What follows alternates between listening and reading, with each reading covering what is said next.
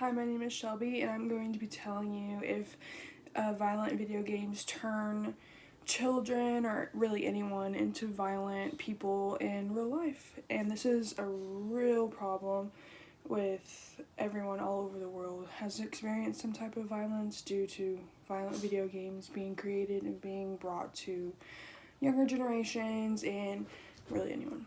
So, President Donald Trump, who last year held a video game summit after the February 2018 Parkland, Florida shooting that killed 17 people at a high school, was among several public officials who called out video games as a potential factor in shootings, mentioning video games and violence.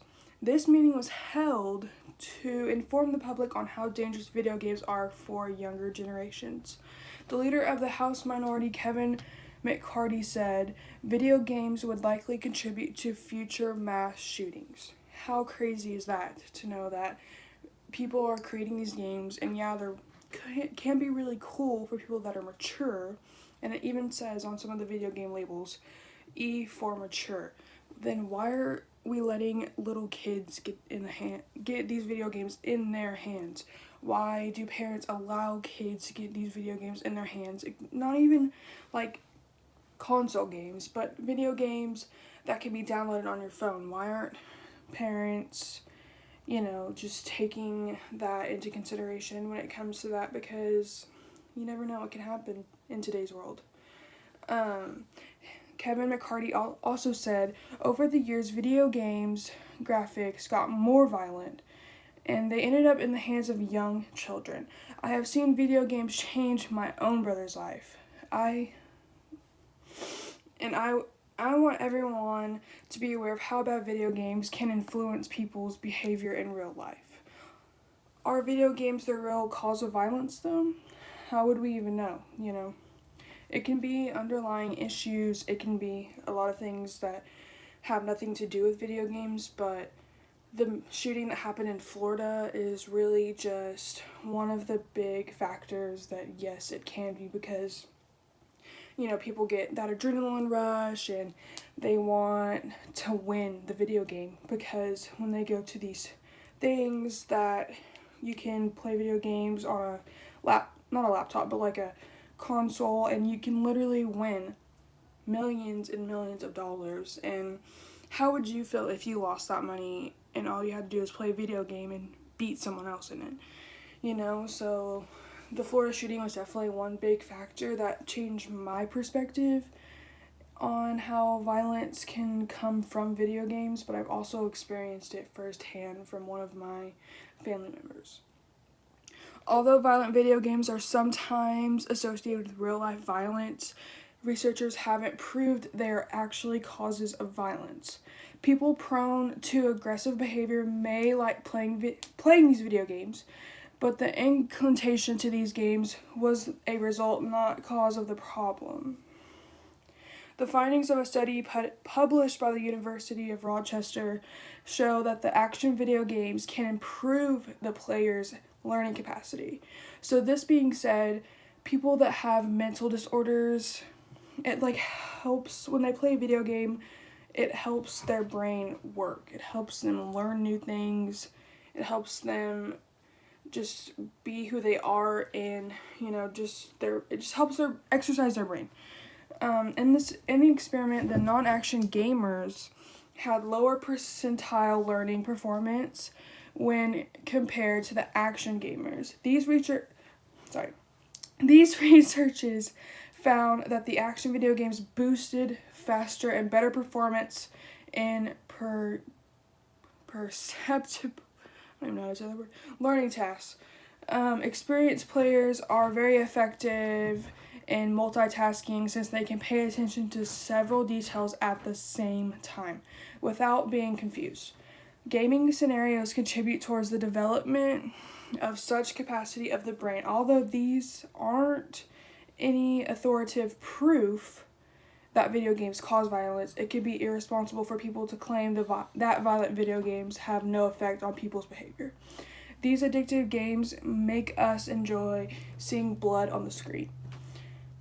and they make virtual violence a constant part of our lives. We are all affected by the environment that surrounds us, and children's minds can take all impressions for granted. Thus, supporting a culture that treats violence like a perfectly normal thing is simply wrong.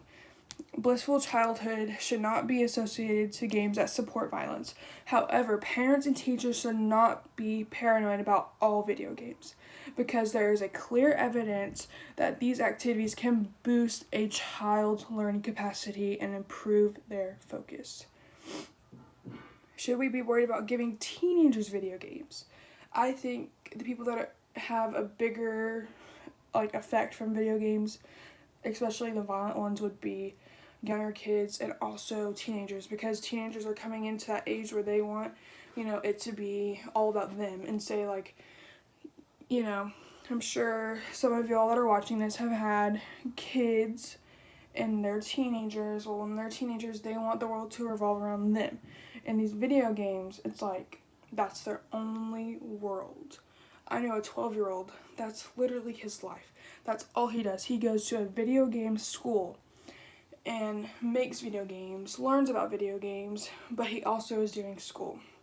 And he has ADHD. It's helping him learn better, but when he's at home, he doesn't want to do his schoolwork. He doesn't want to listen to mom, listen to dad. He wants to play his video games because that's what he enjoys. And you never know. He could become a multimillionaire off of video games and be the smartest person ever. But these video games have just made him aggressive.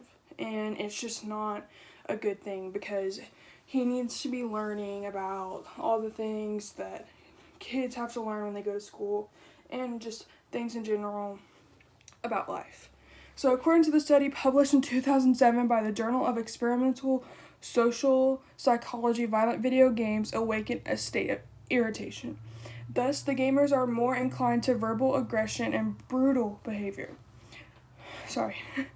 The studies show that the participants who played violent video games for just 20 minutes became less physically aroused by real violence. The gamers get used to the aggressive behavior they consider normal while playing video games. So they consider aggressive behavior normal. Is that okay though? Should we be okay with that? Because they are watching and playing this video game thinking this is normal. This is real life when it's not even close to real life. This desensitization to violence is concerning to a lot of parents, a lot of teachers, just everyone. It's concerning to everyone.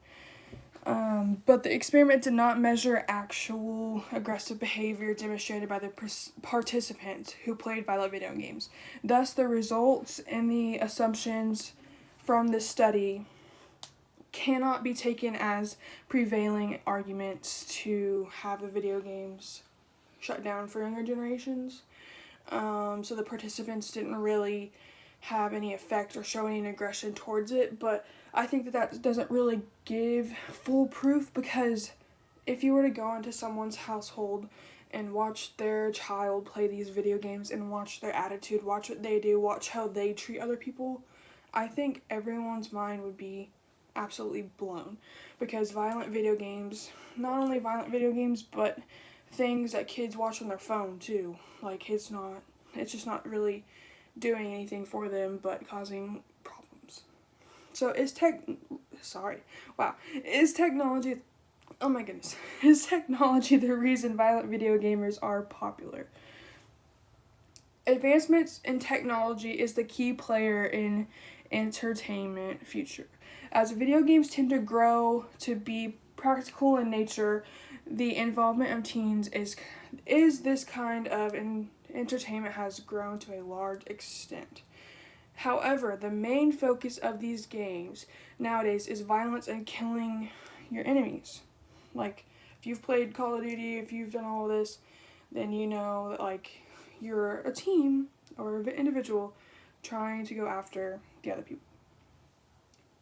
This scenario brings up a very genuine question in the minds of us all.